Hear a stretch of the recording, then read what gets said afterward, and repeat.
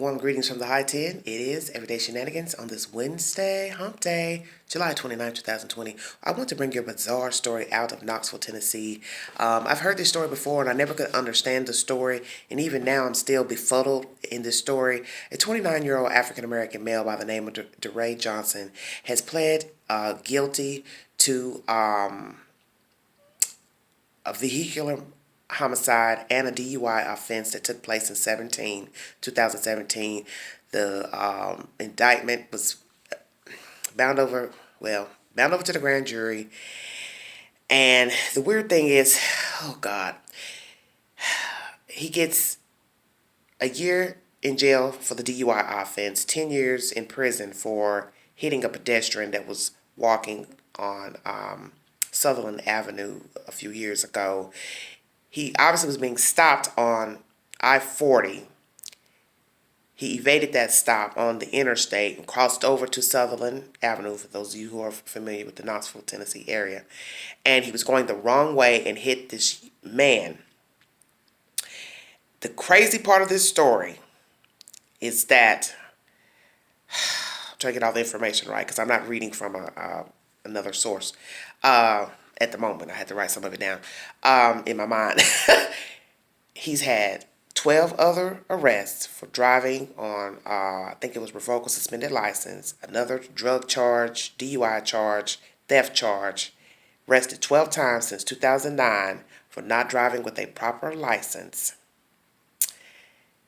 And when he hit this man on Sutherland, I know y'all are wondering why it's taking me so long, because I want to make sure I get this out.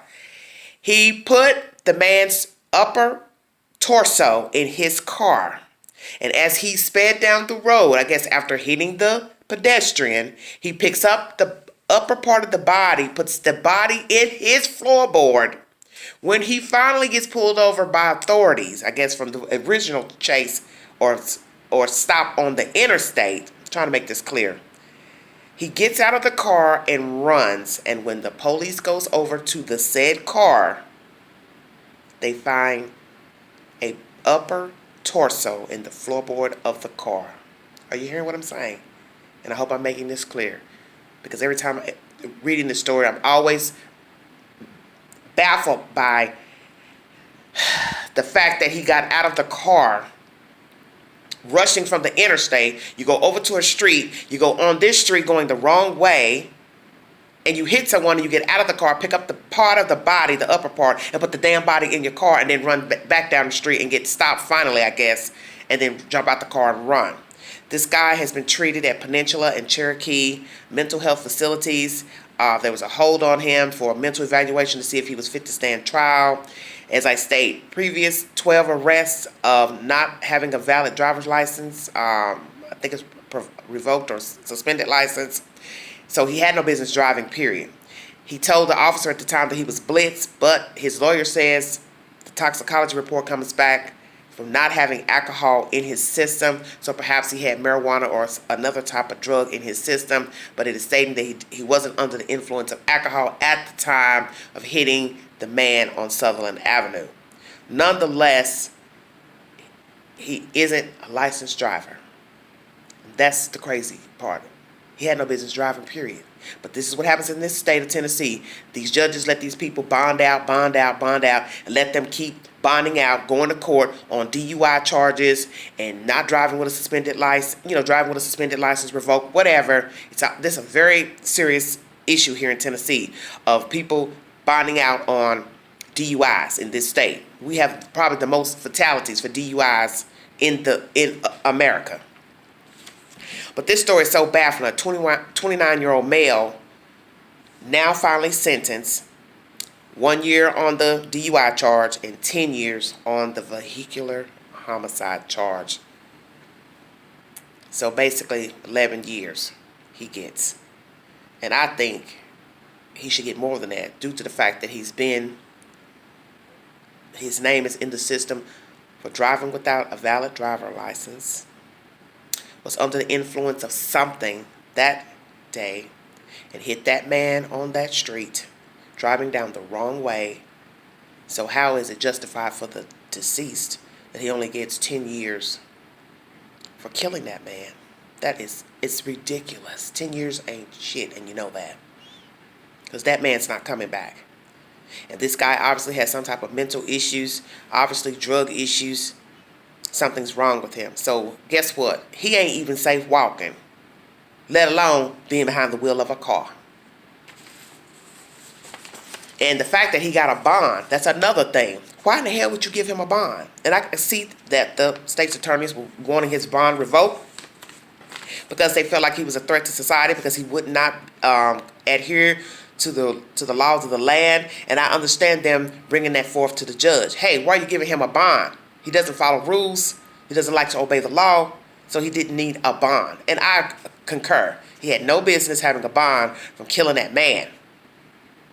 And then you test his blood or whatever and see that he had something in his system. So why would you give him a bond? And he's just murdered a man. And then he put the victim's upper torso in his car. Are y'all following me on that? You evade a stop on the interstate. You cross over to a regular street, speeding down that street the wrong way and hit a man and stop and jump out and pick up his body, part of his upper body, put it in your car, keep pedaling down the road, finally come to a stop once police, I guess, find you. I'm very confused by this story because it doesn't make any sense how you were able to chase him. How was he able, if you were chasing him from the interstate, how is it that you follow him over to a regular street and he was able to run down that street going down the wrong way and then hit someone, jump out of the car, put the body in his car, jump back in the car with the body, upper body, and then go down the road again and then finally stop. He stops the car, then jump out and then go on the run, and you go over to the car and see an upper body of a dead man in the car. Are y'all following that? Because I'm confused. And this is the stupidest story I have ever heard in my life. How a police officer, state trooper, whomever, state trooper, stop him on the interstate.